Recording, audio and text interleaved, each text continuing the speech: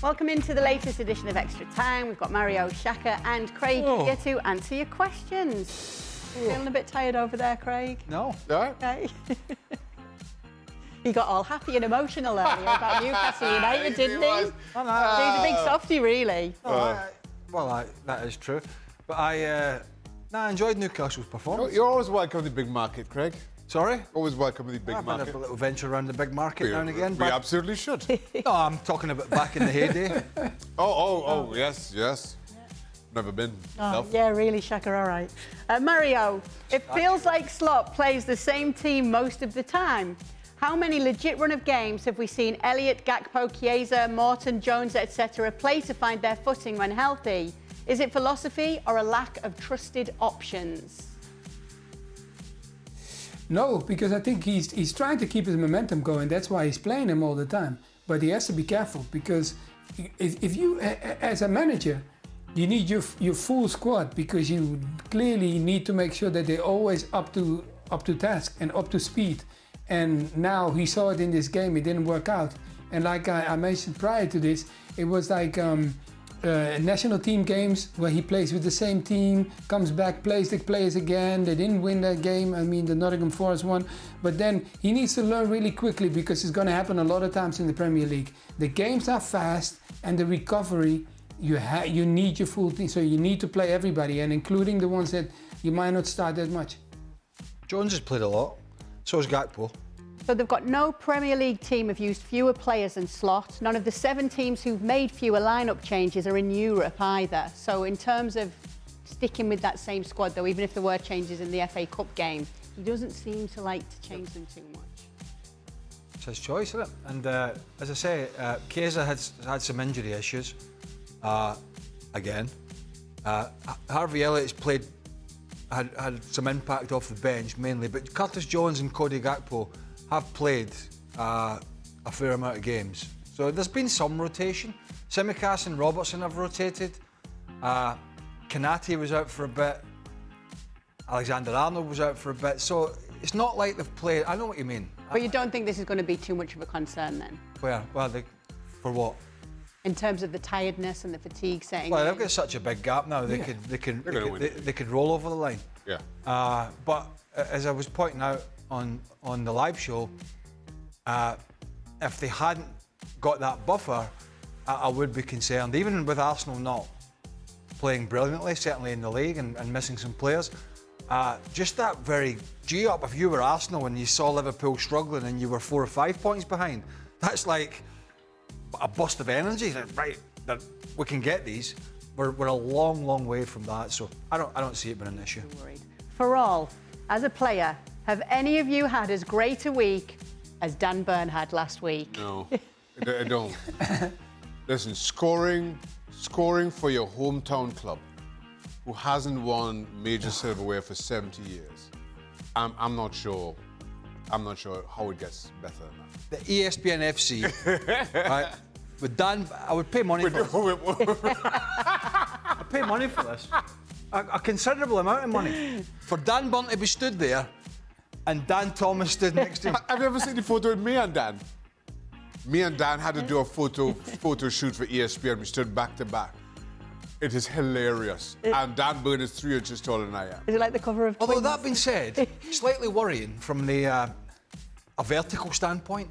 I was watching the broadcast yesterday on the Atleti Barca game, and at half-time I'm going, do you know what? There's not a lot in it here. Sid Lowe, Luis Garcia. I mean, unless Yamal come on at the end of the game and he was towering over all 3. Unless Dan was wearing a set of high heels. Highly possible. Could happen. Yes. Each to their own. It's a personal preference. Unless he was wearing the old stilettos. Wedges. Then there wasn't a lot of leeway between that 3. That's very true. Yeah, did you notice that? I did. And then Lamine Yamal come over. He looked like Barcelona's Dan Burn. He looked like Dan Burn. I mean, God. That was my one takeaway from that whole 4 hours of live TV. Well, yeah, that. Definitely don't let Mario guesstimate their heights, because it'll get even worse for them. No, I made a mistake. Come on, Kate. Why you have to talk to me like that? Come on. I said 6'2", but I meant to say 6'6". I meant to say 6'6", but I don't know. Hey, sorry, I put my hands up. I honestly think with Sid, Luis and Dan, I think you could put a top hat on them and they could still walk under a bed. Anyway, we move on. Have you ever had as good a week as Dan Burn, Mario? No. I think what Shaka said was perfect. You understand? Because if you win in that moment when you are that, and sometimes you don't want to take somebody else's shine. Let him take his shine because it was a beautiful moment for him. The only thing I said to you before, them hips, no, my friend. Come to the Caribbean. We teach you proper hips, man. This is stiff. It's stuck. All right, for all. No, we've done that. Shaka, would you rather be at Carnival or in Newcastle right now? Oh, Newcastle right now. Carnival is good, but it's coming back next year. What do you think was happening? I'm being serious. Obviously, there was thousands of Newcastle fans down in London, so it'd been a late. If they travel back up north, it'd been a late one for them. But I mean, I would have imagined the city centre in Newcastle generally would have been absolutely packed. So I could imagine. It still is. I would imagine. Is it a scenario where, like the town I came from as a kid, they had local amateur teams, and when they won these sort of cups, blah blah blah, they used to keep the pubs open, right, like all night. I would imagine. Yeah. Today was a holiday. Oh yeah. Today was an enforced holiday in Newcastle. I am absolutely sure, because nobody showed up. Yeah. More to the point. I think the place should have gone correct. Well, I'm sure it did. Absolutely. They know how to party up there. All right. Mario, Maresca and some Chelsea players came out after yesterday's game and said they were better than Arsenal and deserved more out of the game. Can they really believe what they're saying, or are they saying that because it's the easy answer when talking to the media?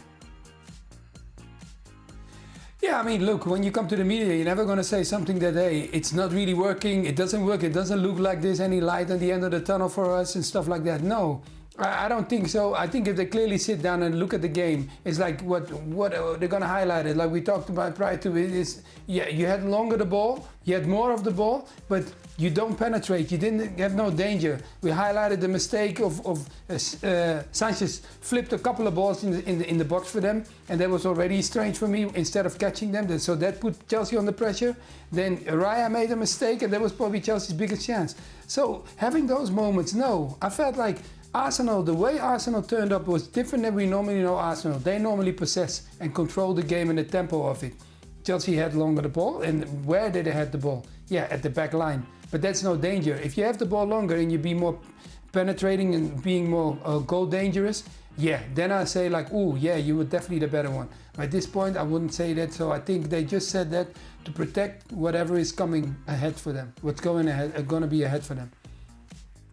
Do the guys also think that apart from the personnel issues due to injury, there are also tactical issues in Pep's technique leading to the current situation at Man City? Yeah. Yeah, because when players are at their peak fitness and performance, then you can operate in the manner in which he has been. And in a similar sense, it's the same scenario at Tottenham, where we have a manager trying to do the same things when he hasn't got the same players available, and then they're making the same mistakes and same problems are appearing almost on a regular basis. So I think when you can look at a manager and praise him to high heavens when it's going well, you can also have a constructive criticism when they're not performing well, and he has to shoulder some of the blame for that. Trying to do the same things with players that are not as good and as experienced is pretty much folly.